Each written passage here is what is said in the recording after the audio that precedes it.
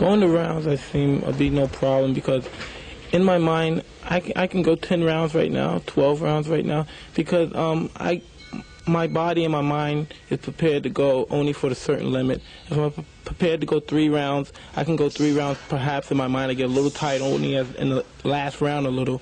And if I have to go 10, perhaps by now I'm a professional, I've been training, my mind is a lot stronger. I can go a strong 10 rounds. It's not as strong, only barely tight in the last round, because mostly it's all mental. Because now being a pro, after going 4 rounds, I wasn't even tired, and fighting as an amateur, only when it comes to the last round, in the last minute or so in the round, I'm breathing heavy, and now I notice it only has to be mental. It couldn't be physical. I'm capable of doing it within a year and a half, of winning all 3 consecutive titles in the heavyweight organization.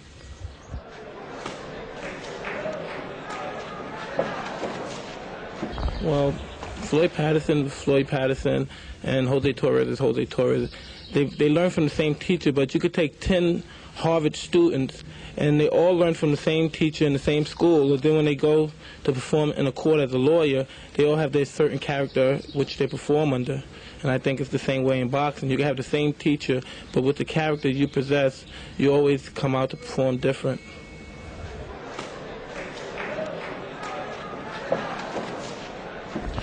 From a friend, Bobby Stewart, because when I used to be in the city, I used to always get in a lot of trouble. I used to be a nuisance. I used to always be corrupt, a little bad kid, mostly chaos and everything. I was just bad, I guess, and a friend of Cuss knew me, and I was in trouble in a bad boys' home, and he was a good friend of Cuss, and he used to fight under Cuss, and he brought me up here, and that's how I met Cuss.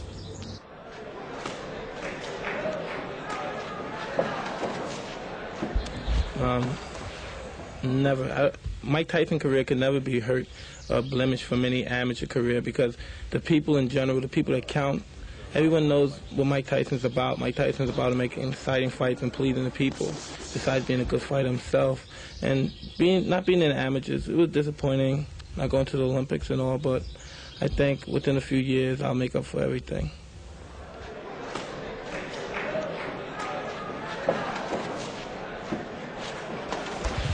Sparring has been difficult for quite a while. I don't think it's the reason because the fighters are not good enough or anything. They just don't like to come to a camp and train real hard and spar hard. They like to take it easy. They like to beat up on their sparring partners and get the better.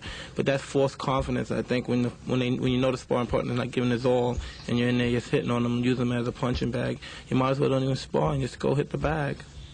When you're in there with a fighter and both of you are giving your all and you're both good, determined fighters, some people say, well, that's fighting in the ring, but that's what it's all about. It's all about fighting in the ring, knowing what you're made of, and then coming to the ring and fight. Because when you're in the ring, the guy's not going to hold back. He's going to fight you.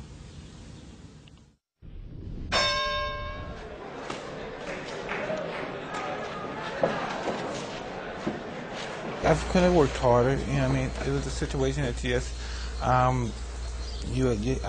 became lackadaisical, and I just wanted, to go and get it over. I really didn't want to go there. I really preferred to stay over here.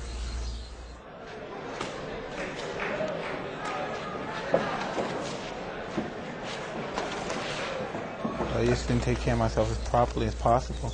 And still in all, I believe that even though that I fight up to par, still, I should have won that fight because of the situation that happened. But then again, I never cry with spilled milk. It's over, it's over. I just based my opinion, the situation, and not crying over it. That's my opinion, that's what I believe, and it was a fact because it was witnessed. And so, it's just one of the things. I was sleeping and I got my ass whipped, and it doesn't change me. I'm no different, no less of a person or anything. It's just I got to brush myself off and come back.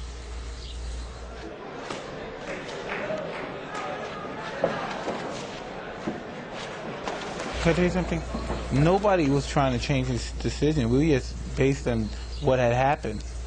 Nobody wanted to change the decision. He had a title. It's good for him. He deserves the titles. If he feels he has it. And perhaps, we can fight again. Personally, because of my association with certain people, I'm never going to get a fair shake. I'm never going to get a fair shake.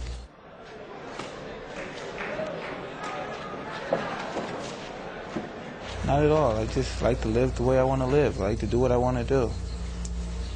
and I shouldn't be, judged or castrated for that, because everyone does.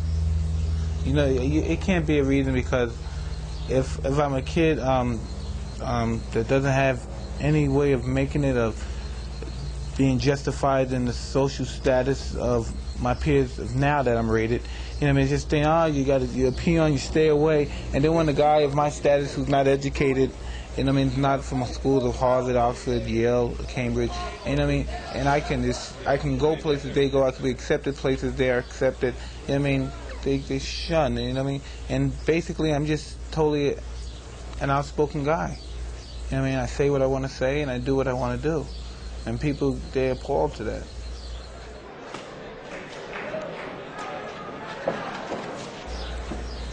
They articulate for me, and that's something that I could do very well on my own. People make their own diagnosis, and they say, well, this is what Mike Tyson is thinking. They never ask, and then if they do ask, they mix it up so much that you would never have a clear communication of what I've said, especially if you're not there. If I can give an interview where there's 100 million people looking, they will have a totally different opinion of me.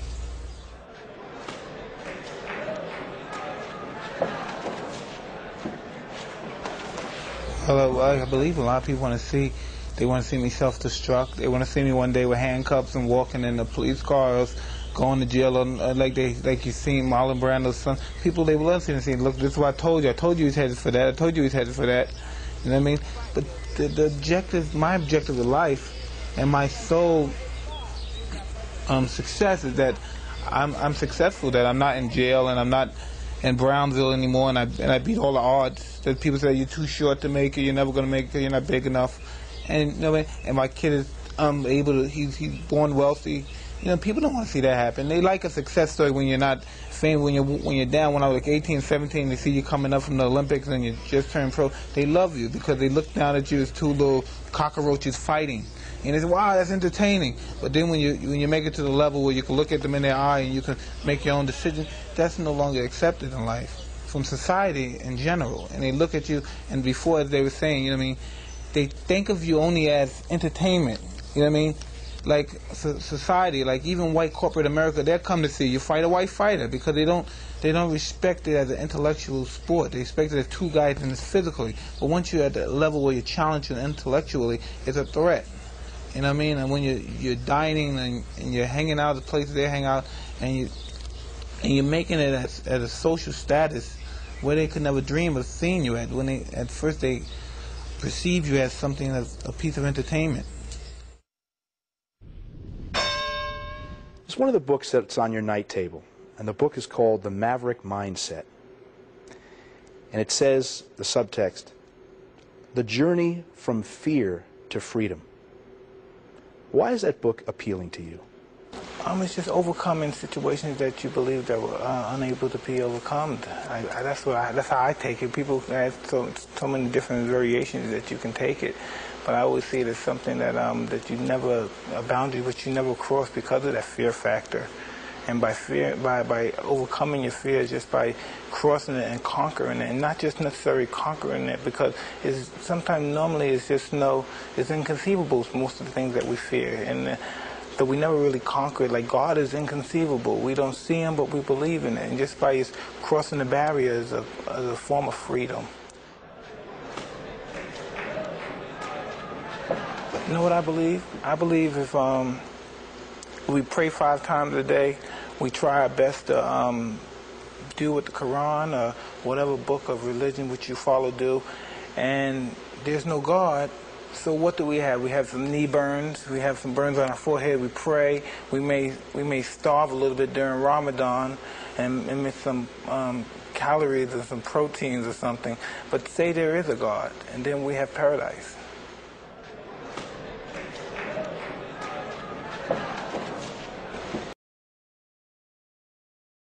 About God, I get emotional. I just get emotional talking about God. When I'm with somebody who really, truly loves God on the level that I love Him and understand Him on the level that I love Him, I feel that way about Him. So, most times we could talk about God and you could vibe with someone when they're really not there. So you just go through the motions for your own salvation. You explain to them about Islam and the way of Islam, how it is wholeheartedly and truthfully. You know what I mean? Which there's no compulsion, there's no hatred. It's insane how different religions have different variations, and we're supposedly be the same under the same God, which is Allah. And it's a complex situation when we deal with religion.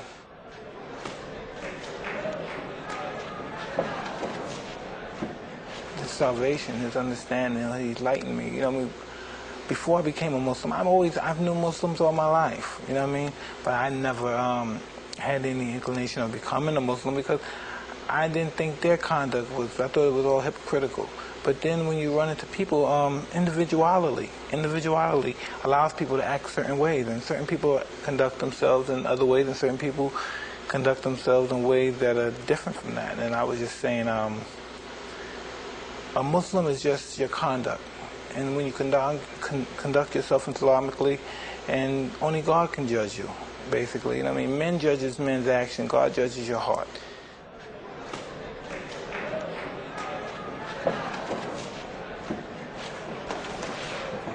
I like to believe so. I like to believe I'm a better individual now. You know what I mean? Every now and then I go off the handle and I may curse someone out or be upset. But you know, I keep my salvation with Allah. I try to get on my prayers, and I should pray more than I do. And instead of I pray like probably 3 to 4 times, I should pray the whole 5 times. And I just try, you know what I mean? See, you know, it's interesting, Mike. You've become conservative over the years. I heard you talking about welfare is a bad thing. Private schools may be a good thing. You know, you're concerned about the welfare of your kids. You're concerned about violence. Not that that's a conservative posture. But you've become, in your older age, 31, soon to be, you've become a guy who's become a fairly suspicious and suspect person about the world around you. You know, you have to, because you know, when you think about when people say, well, I want my kid to grow up like me, we're lucky. I'm lucky. My son may not be lucky to survive what I survived. My daughter may not be lucky to survive. I don't want them to be some radical nuts. You know, I don't want them to say, well, we're going to fight for this cause. I want them to say yes, sir, no, sir, and just go to school. And I know people say, you weren't like that, but... You weren't like that. I know, but they may not be lucky and be out there in the streets hustling. You know, I'm just so happy that they're in the situation financially, and they got a good, listen, they got a father that cares about them, and they got a mother who's bright and intelligent and knows all the proper way of taking care of children. And what did I have? I had a mother who was alcoholic, and I had a father who was a pimp, a hustler in the streets. You know what I mean? I don't know if that's going to make them a better person than I am, but hopefully from their situation they get a better life than I had. You used to tell me your dream was to be the champ and to be the greatest champ. Well, I'm talking about big dreams, like after fighting's over, the hell with the world. It's live your life, raise your kids. But I don't got no big dreams like I'm going to do this and I'm going to do this and I'm going to be somebody important and outrageous. Nah, man. Me being champ or me being a fighter is just being one of the guys. You know, that's not nothing serious. People take more serious than it really is. Life is taken too serious. Life is sometimes, over-exaggerated, I think, sometimes. You told USA Today last week that the biggest mistake you've made in your life was to get involved in boxing in the first place. That's hard for me to believe. Now, all the great things that have happened for you, I mean, there's been a lot of bad things. More bad than good. But not because of the sport of boxing, not because of what you did in the ring. No, listen, boxing exposed me to other people in boxing exposed me. The only reason that other people took pot shots at me because people in boxing did. When they saw people in boxing, the writers take pot shots, write books, try to get off and exploit me. Inadvertently, they felt that it was okay, they can do it too. So everybody just took shots at me. That's how come a guy like me, what chance do I have? I have no chance in this country. I can never have started a good life, a healthy life in this country. Because it's widespread that I'm just a bad apple. Do you have more regrets than you have dreams? Yes. I mean, I'm just happy one fight at a time. You know what I mean? I'm not racing to grab no title. It's one fight at a time and establish my livelihood more so than just anything else. You know, I'm a human being. I've never been perceived as a human being. Never. I never always been perceived as a freak, an animal, some young kid that's the strongest guy in the world, or something like that. I've never been really perceived as an animal because I never broke down or cried or showed much emotion about anything that I endeavored. And so I never really been perceived as like a human. Because when people speak of me, they don't speak of me as somebody with feelings or emotions or anything. You got 4 kids? 5? 4. 4 kids. 4 kids, including a brand new baby. Yeah. 4 kids, brand new baby. What should they think of their daddy? That's important, what they think of. No one else. It's not important what anyone, it's important what your kids think, what your wife think. What should they think of you? I don't know, they should, they all have different, me and my wife is 2 different, I really don't know my wife that well, understand her. And I'm sure she doesn't understand me because I'm so wishy-washy sometimes. But and some people, that's their main objective, to sit down, to study their mate, and to know their every move for they can. I don't really care. Either you're with me or you're not. What do your kids talk to you about? What do you think? It's love. It's all about love. It's all about kisses, loves, taking them to Jeepers and taking them to little restaurants, feeding them, helping them with homework. You're just a daddy to them. Yeah, it's real simple. You would hope that they would someday get all the information and still admire you as their father. Because... Listen, I don't know about all that stuff, if they're going to admire me or anything. But I know they're going to have the chance to be a good person. They're going to have all the opportunities. You know what I mean? So they're going to make a choice whether they're going to be a bum or a good person. They're going to have the resources. You don't feel you're in financial straits. You don't feel like... Me? That's my biggest problem. I got too much money. It comes too quick. That's my biggest problem. I wish I had money problems. But we hear all these rumors, he's got to fight because he needs the $50 million, and that the government's got $30 million on the houses. Listen, can I tell you something? How much, if I owe people $20 million, how many times I have to throw my right hand to get $20 million? The reality, how many times I have to throw it? Are you saying that you're just a mercenary now for the money? I don't know. There was a time, Mike, where you fought because you loved it. You wanted the title. The money was great, but it really wasn't the motivator. Well, I didn't have 4 kids and a wife. You know, I didn't have those responsibilities then. So I could just fight when they have to fight, go grab a girl, then come on, let's go to Bahamas for 2 weeks and just hang out. Then if I get tired, I say, well, you go back home and then call somebody. You can't do those. What's it like to go to a sheriff's office and to have to register as a sex offender? I don't know. It's just no. Did it feel demeaning to you? I have no. I don't get embarrassed. I have no dignity in that perspective. Like when I was there, right? There's nothing but ladies. Like there's nothing but ladies in the sheriff's office. So the lady said, well, what did you get convicted for to be here? Well, I said rape. And I said real loud. And my friend said, no. He said, sexual assault. And the lady started laughing. That's rape. They said I raped somebody. You know what I mean? But after the all ladies came, hugged me, kissed me, I signed the autograph. Because anybody that's a sophisticated adult and they seen the situation that happened, they know that's bullshit. You know what I mean? But you didn't rape her. Listen, we're not going to go. I don't want to touch it too much, but it's so much bullshit.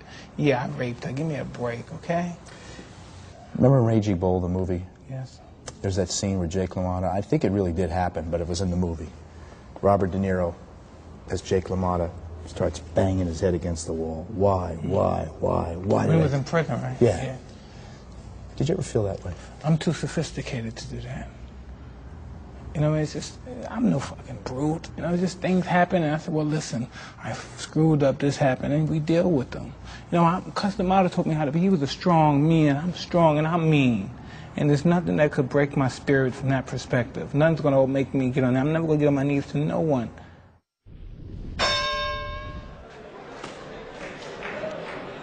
I was around 9 years old, and I was in a reform school in the Bronx. It's located in the Bronx, and it's called Spofford.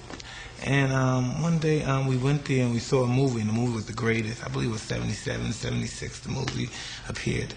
And after the movie played, Muhammad Ali walked in, and I was just flabbergasted just to look at the champ. It was just, and after that day I said, wow, I'm going to be just like this man. You know what I mean? And I don't know, it's just, he just gave me an inspiration to accomplish something, to have a goal. He just gave me a goal, and just to just label him as a boxer is just as a disjustice. He motivated people's morale and their sense of belief and moral standards in himself. He would have been a great general, a great leader, a great congressman, a spokesman, if not a fighter, but with the same character and personality that he possesses now. He was one of those rare, interesting people.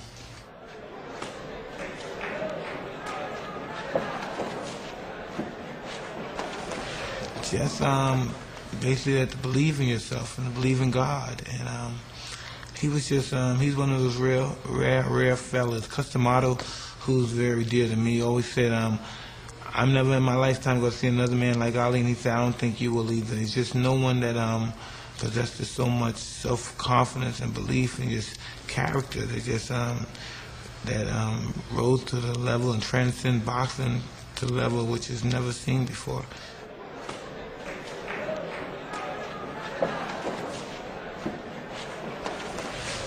From somebody that's just a great fan of boxing, I see from so many different aspects, and I just watched them. I watched the fights from 1890s, 1880s, and I just used to love the fact is to see how Ali is just head and shoulders above the rest, just and personality and presence alone, you know.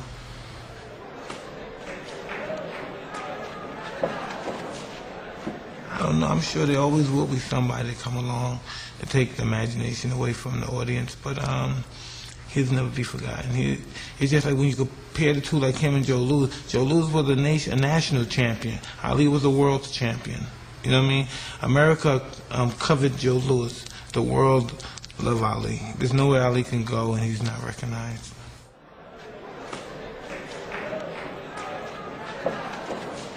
Well, I like to get a hold of it, you know, and I like to be prepared when I do get a chance. I just don't want to rush into it. You know, I just don't get, I don't eat up to the hype, like, all right, we need Mike to take it back to America. I never look at myself as like American. I'm just somebody in this country loving my life, you know, just living.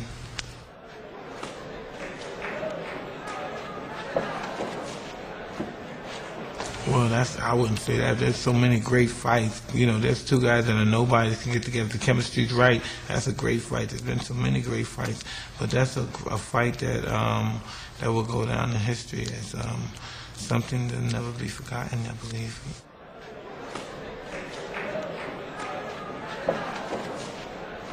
I had a great deal of respect for Muhammad Ali.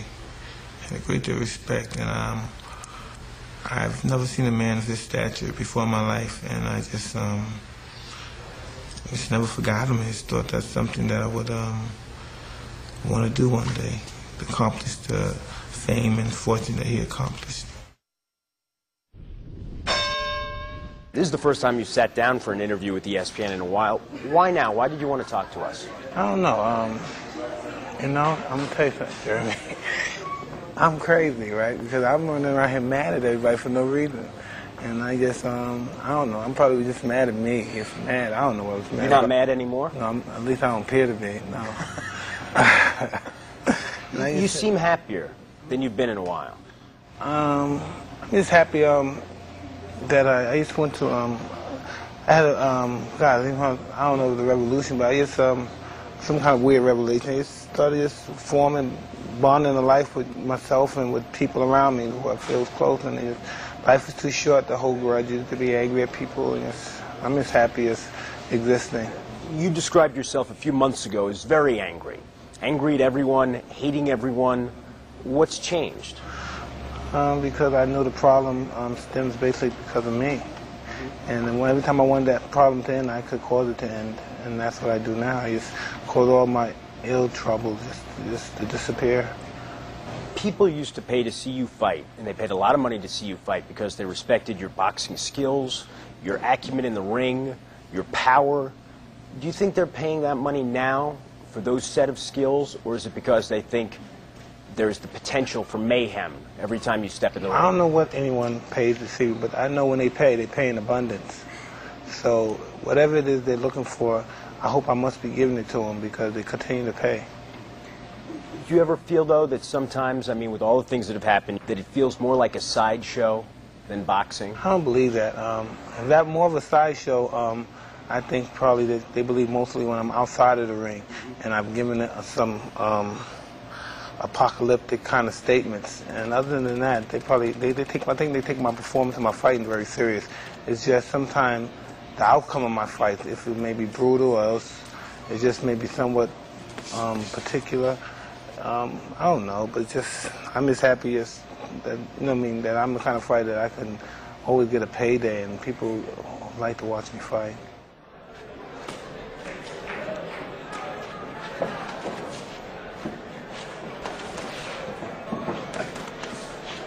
I don't know. Mostly all of them in some fashion or another, because the only thing that we all have, I was explaining, the only thing that we all have in common up there is that we all were poverty-stricken. You know what I mean? And you have to know that everybody in that wall, plus myself, right? We all earned our money and are living the same way. And I bet you we mostly spend it the same way. We probably conduct ourselves the same way. And it's just so wild that, come the time in all of our lives, we all go back and say, because I listened to a lot of interviews, that they could live their life over, they would do this, they would do this, they would do that. A lot of those fighters, like myself, have been involved with people who are older than them and more sophisticated than them when they started fighting, and they've been abused and taken advantage of. And I know a lot of them have to be bitter. They have to grow old being bitter, because I'm just a young boy compared to those guys, even in their prime. I'm probably their age now, right? But I'm just saying to myself, those guys have to be bitter, because I know the stages I went through, dealing with shifty managers, shifty promoters, and shifty people involved in the whole ambulance of boxing. And I don't know how they made it. They're a hell of a men than I was. In 1998, you were evaluated psychologically by doctors at Massachusetts General Hospital. They determined that you were suffering from depression, as you just said, low self-esteem, and that you had problems with anger management. How have you tried to address those problems? That's all they said was wrong with me? I don't know if that's all. Oh, okay. Well, those are among the things. Well, if those are the basic issues that's wrong with Mike Tyson, then I've joined a long cast of people, famous and not so famous, with that medical condition. And then if that's the problem with me, then that's basically nothing, because I know everyone in this room probably at one time or another, probably now, that they never let people know that suffer from those symptoms. But I'm not walking around the street, oh, Mike, you're a horrible guy. I'm a winner. Because if I wasn't a winner, your guys wouldn't be here. It's that I'm a fuck-up sometimes. But as far as low self-esteem is not being a winner, I have my moments of low self-esteem, but I know I'm special. I'm very special. And by being very special, you can still have low self-esteem. I just know I'm a winner, and I can do whatever I want to do, and I'm capable of doing whatever I want to do. It's just sometimes I punish myself because I have so much, because I'm so, and it seems so bizarre that I say that. It's just that I feel sometimes I feel guilty because I'm so much of everything. And sometimes I want to, and it's so bizarre I say this to you. I'm sometimes actually, that's just part of this illness or depression, that sometimes you just try to be the bad guy because I feel like I don't deserve as much as I have, because really, when you really look at it, I'm so fortunate, it's not even funny. I know you must have been asked this a million times, but I never heard you answer it. Do you think it would have been different had Cuss been around, and how would it have been different? Yeah, it would have been a lot different, because Cuss, I was very respectful towards Cuss, and until recently, it's been difficult for me to be very respectful and be very accepting anyone else, as far as not a role model, but somebody that would set a good example for me, because I'm very, I don't know, I'm sinister sometimes, and sometimes I could be, I don't know, irritant, but I just try to, after all the mistakes I made in the past, I just try to just gratify them by just living a positive life and try to do the right thing, which is sometimes difficult, but I made a lot of mistakes when I was a young kid. No one ever says, wow, I'm a 20-year-old kid with a bunch of millions of dollars. No one's ever said, hey, man, I never had anyone say, hey, Mike, well, you need to put your money away, or Mike, you have to behave yourself. I never had that. I was just a young kid with a lot of money, led to run wild. And I had a lot of bad experience, but a lot of those experiences and those learning processes, I wouldn't give up for the world. You mentioned to me earlier that you don't even like the guy that you were 10 years ago, 12 years ago, and you think you're still paying for the mistakes you made as a younger person, and you're a different person now. Yeah, of course, if I'm young, 19 years old, and I have a lot of money, and I come from an abrupt environment. Of course, I'm gonna show my butt off a little. Yeah, I'm gonna make a fool of myself, which I did. I've done a lot of things I'm not proud of. I think about it now, even tremble, but it happened. There's nothing you can do about it. And, you know, I pay for it. Of course I do, because I'm Mike and I come across as being ominous. It's my whole aura is ominous. The way I come across, my black robes, my black socks, my black shoes, that's everything about me, you know what I mean? And people look at that and they're sometimes intimidated of that. They say I try to intimidate somebody. I must get a good response because I get the response of intimidated people. And when people are intimidated and frightened of you, the first thing they try to do is destroy you and conquer you. But they don't do it by themselves. They do it collectively. So that's how come collectively I've always had a line of bad stigma, and it's been really it's just been pervasive with me being foolish and reckless my whole life as far as my career is concerned. Joe Louis. Louis. Yeah. Why? Joe Louis was an incredible fighter. He was much smarter than anybody. I think Ali was a better fighter. But I think he would have beat Joe Louis, but I just think Joe Louis was the best. Joe Louis he was just so pragmatic and just so delivering. And just to see him having those guys turn, and he just does it like he's breathing. He's a master. He had a great teacher. You know, sometimes people say that's not fair because they had great teachers. But how can you rate them if you don't rate them? They can't learn by themselves, because at that time, most of the fights, like Dempsey and those guys, they were learning by themselves. No one taught them how to fight. They learned by getting beat up. But Joe Louis learned. His trainer once said, he said, no, Joe Louis can't beat Jack Johnson, which I think he could have. But he said, Jack Johnson's a manufactured killer. Joe Louis, he's a natural killer, while Joe Louis is a manufactured killer. So in other words, he had a great trainer who was also a great fighter, prepare him for his life as a fighter. And it was tremendous. Joe Louis is an incredible fighter and individual. You told me that you don't believe that people root for you. Did you hear the ovation that you got for Hamed Barrera when Buffer introduced you? Someone told me that, but I didn't believe it. You got the loudest ovation out of everyone that was introduced, and you weren't even there. I don't know why people are attached to me. I dig on it, though. I'm going to take advantage. I'm going to ride it all the way till my wheels fall off. I'm going to just ride it to the end. I don't know why. You know what I mean? Because I'm a moody cat, and sometimes I'm difficult to get along with. But I don't know why everybody just grasps onto me. It's not a phony bone in my body. You know what I mean? Probably when I don't want to get into an altercation, then I'll cow-tie. But other than that, I'm just as straight as they come. I'm probably too straight. I might say something that's just not classy enough for belonging in this particular realm. But, you know, I'm just a normal cat. In the boxing realm? What's not classy enough for the boxing realm? Man, listen, I've been said things that I've been castrated for, man. Come on. I was just teasing about Lennox kids. Lennox Lewis.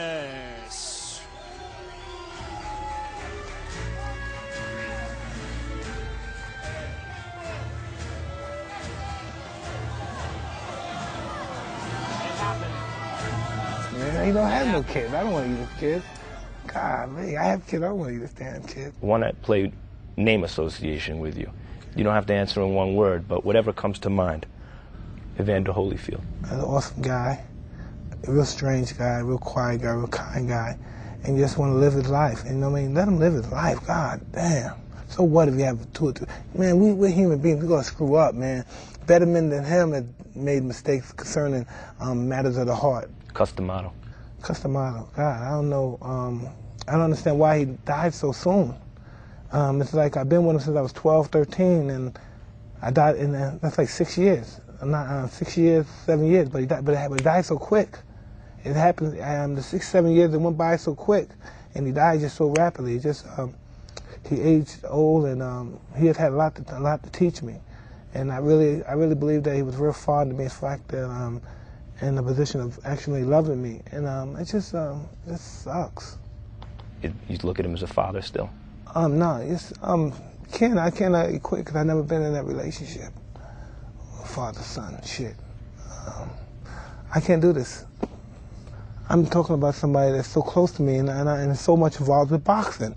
And I never evolved my personal life with my fighting life. I learned that, and it's just that when we talk about them, that's my personal life involved with this bullshit. And it's just, how the hell am I got the two? You know, I try not to put the two together, but it's just so hard not to put the two when you mention it. Should I hate Robin Givens as a boxing fan? Hate because, you know, Robin Givens was married to Mike Tyson, which wasn't a picnic. It was like Friday the 13th, right? So, but nah, man, she wasn't that bad of a person. She was married to me. I'm no angel, and this thing really just two young kids that shouldn't have been married and was kind of famous. They shouldn't have been married in the first place. What do you want to tell your fans, the people who still love you, who give you the shirt off their back if you saw them in the street? Do you want to tell them anything? Just don't give up on Mike, because Mike has got a lot of fight in him. It's just that Mike's the kind of guy that got to bring the passion out. I mean, it's one of those guys that gets boom, wake up in the instant, say, come, let's just go fight and win. You know, and then sometimes I could be trained every day and just be not into it and get beat by the cheapest $2 whore out there. But that's just how I am, character like that.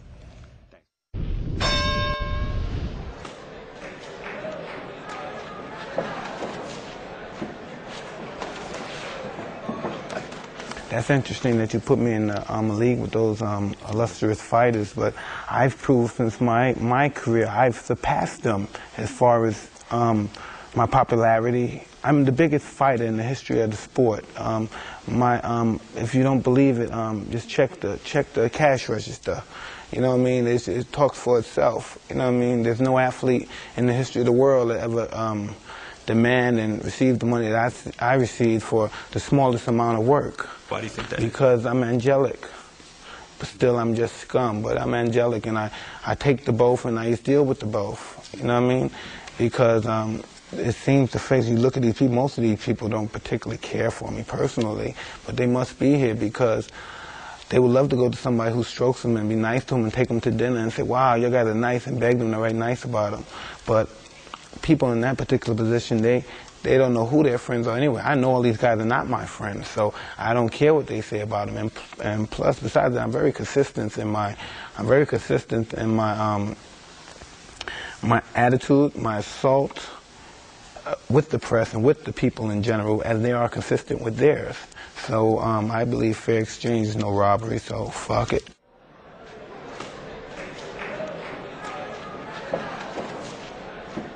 I think the average person believes that I'm a fucking nut and I deserve whatever happened to me.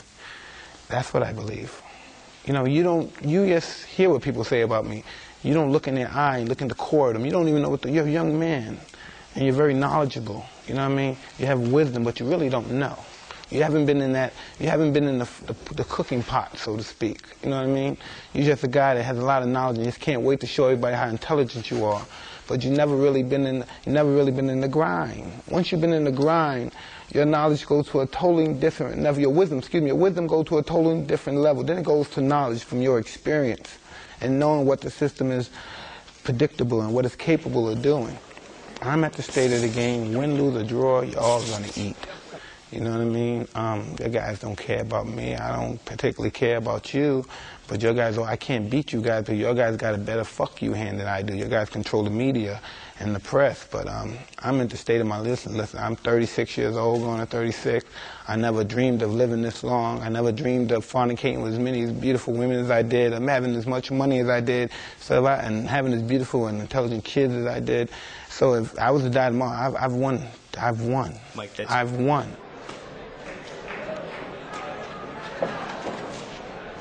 Sometimes I know I say things and I offend people. I ask this lady lewd questions because I'm in a lot of pain too. You know, I'm just in a pain that I'm going to have for the rest of my life.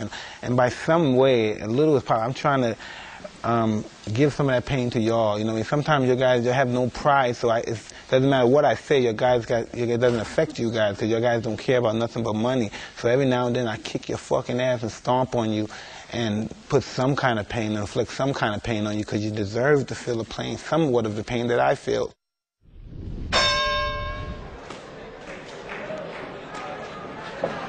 Yeah, I'm pretty much ready, but you know, everything takes time. I've been boxing.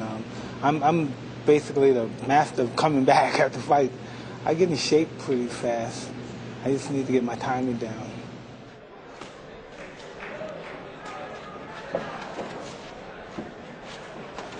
Sometimes I think it is, but then I enjoy getting in shape.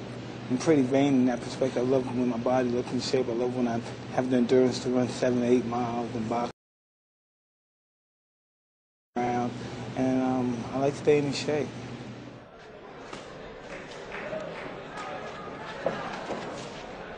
I just work like a dog.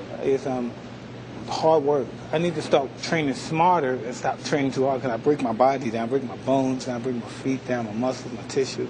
But I just go the whole yard, just run the 7 miles every day, get up, box, hit the mitts for 10 rounds, hit the big bag for 8 rounds, just do the running, spar for 7 rounds every day. It kill my body, just work it out, and it just eventually all comes into place.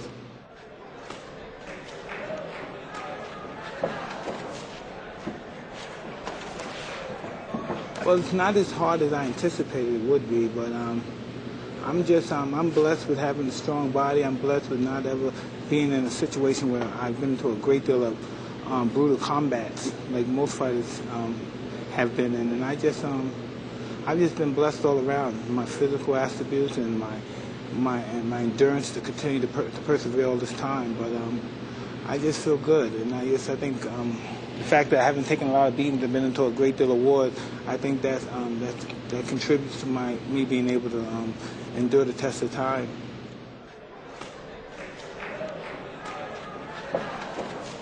I want to be champ again. And it's just so ironic. Again, like I said, all praise be to God. I'm just so blessed to be able to, 21 years later, people are still interested. I have deterred people. I don't know really. It's just, I'm just happy to be recognized. I just never think of myself, and I'm in denial. I'm just knocking down the door. They just want to be in my presence. They just want to take pictures and want to hear what I have to say. I have nothing to say, basically. But I don't know. I'm just here. I don't know what's the big commotion about Mike Tyson, but I don't know. Well, what do you think it is? I don't know. You must have some thoughts about it, Mike. Maybe I manipulated the press so well that they continue to hang around. You really think it's your manipulation of the press that makes you a fascinating figure even today? I don't know. I'm just bumping off at the mouth. I don't know. I'm just talking. How would you describe your state of mind right now? I'm pretty content. And happy. And my situation calls for me to be that way. And I'm just happy that I've become mature enough and able to handle the situation that I'm in, and just the frame of mind that I'm in. Where have you found this newfound maturity? Oh, it just comes in certain stages of your life, and in this stage of my life, I understand that this is who I am. You know, many people believe that if I'm not being a ranting and raving, that Mike is not hungry, he doesn't want to fight anymore. But that's just who I was. I was a young kid. I have to really look at the perspective and think I'm not a young child as far as my conduct is concerned. Which, even though I've been older and conducted myself as a young child, I'm just not that person anymore. I guess the thing I'm most curious about, Mike, is where do you find serenity in your life? I don't know. And realizing that I'm not the only person that's been in a situation. You have to understand, I've lost everything. I mean everything. Anyone I ever cared about, anybody I ever loved, romantic, I've just lost everything. Money, home, I've lost everything. We have to lose everything. You have to just totally lose it all. Anything, the people who love you, just chase them away from being so belligerent and crazy, and just chase them away. And you have to lose it all. And I don't know. And I think it comes to a point in your life you wish you could receive them back, but I guess that's part of our growing pain. We lose the people that we love and care about the most in order to start our life all fresh. It's a brand new start. All the trainers you've had over the years, all the different guys, you know, from the very beginning with Cuss and Kevin, up now to Jeff and Tom. Who has been the trainer who's been best for you? Well, I can't say all of them had different qualities. You know what I mean? I have more respect from Jeff, because Jeff's my friend. He's been my buddy for over 20 years, probably at least 16 of the 20. Because I didn't think really he could train. I saw him train. All the other fighters look great. And I'm saying, but damn, they're little guys. I really didn't think he could do it. But then I realized, you know, if I put in my 100%, he put in his 100%, and stay respectful, it could be successful. And you see the guys who are holding the titles. What is your opinion of them? I don't know. I just when I see the guys, everybody's using steroids and stuff, that was just really killing boxing. But I noticed everybody went to the steroid meeting except the Boxing Federation. The boxing's always been an outlaw sport anyway. It's been in the sports business, but it's been outside of the sports business, and no one came representing us. How big a problem has steroids been in boxing? Well, I don't think steroids can help much in boxing. I really don't think, because it doesn't. doesn't help. It doesn't enhance your skills. I don't care how strong you are. The strongest man never.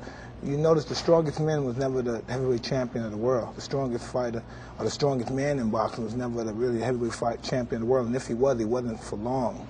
This is this is a sport of intelligence, speed, integrity. This is pretty much a noble sport, and the nobleness of it all is the struggle of it all. And I don't think steroids helps any. Why don't you ever look bad physically? I'm just too vain.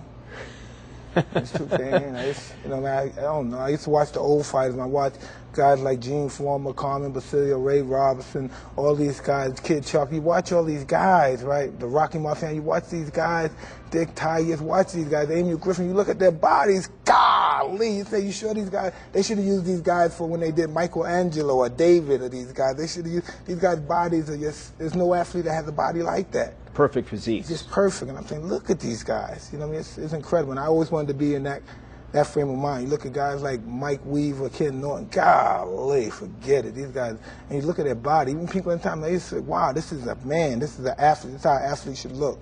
You know what I mean? It's conditioned. You know what I mean? With a great body, but a body that's made to accept punishment.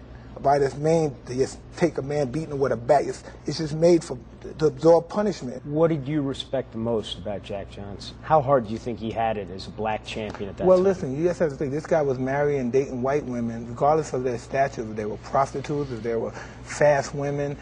People were getting lynched for reckless eyeballing, for looking at them, and he was dating them publicly, which I thought was crazy. You know what I mean? So he was doing things out in public where people wasn't able to do since in the 50s, the 60s, basically, in public. And it was just crazy. And he was really brass. He was really somewhat disrespectful in some forms, even though, and at this term, he was somewhat disrespectful as well, the way he talked to certain people. But I thought he was just an icon of dignity and pride for his time, for the people of now, you know what I mean? The people of now times. People look at him as somebody that fought against the white man, but he wasn't. He wasn't that kind of guy, because he wasn't for pro-black either, Jack Johnson. If anyone knew that, he wasn't pro-black. He was just pro being equal. You know what I mean? He didn't believe in marching, and he didn't believe in fighting for black. He wasn't for the black cause either. He was for Johnson's cause. He was pretty selfish as well. You know, that's just being very honest. You know, I'm just being honest. I know Jack Johnson. I knew his history. He was pretty selfish as well. He thought more about Jack Johnson. He really did. You know, people talk about the great heavyweight champions and their places in history and what they mean. What is your place in that history of heavyweight champions? I don't know. I'm just happy to be remembered by the people. You know, if they think I'm one of the greats, and I'm just happy to be. All those guys basically my heroes. So I'm happy to be mentioned in the same breath. That was just my dream. I never wanted to be better than those guys. I just wanted to be able to be friends, that those guys knew my name and I could shake their hand. They say, "Hey, Mike, how you doing?" And I would say, "Whoa, Jersey Joe Woodcock knew my name? Wow, that's really crazy. Muhammad Ali, Joe Frazier, they know my name?" And that's a big thing to me. When one day I met Joey Giardello, and he just came to my training, and I was just I was like, "Whoa, that's him?" And I always read about him and his handicapped son, Carmen. I've been reading about him ever since I was a young boy. And I saw him one day, and he came in my training camp, and I was jumping rope, and I just couldn't work out. I was just, I don't know, I broke out in hives. And I was just so happy to see him. I was just, wow, and I said, wow, that's Carmen. I just knew his whole life. And it was just amazing that he came and saw me. You know what I mean? I just thought that was awesome. And these guys knew my name, and that was a big, that's better than those guys. That's more important than me receiving $1 million. How do you prevent your life from ending as a Greek tragedy? Oh, it's never good. I never had a Greek tragedy. I probably was on the track, but I've never, nothing tragic about Mike Tyson. My life was tragic before I got involved with boxing. Living in Brownsville was pretty tragic. That was tragic, but I never had no tragedy. I had some money, lost some money, I went to prison. That's the basic everyday life. James Keating went to prison. A lot of people went to prison. Mike Milton went to prison. You know, Jesus Christ went to prison. A lot of people went to prison, but that's not the end of their lives. You know what I mean? That's really not the end of life. Probably the beginning once they come out. Because there's a whole different life then. There's a whole different life that we'll be preparing for once we get out.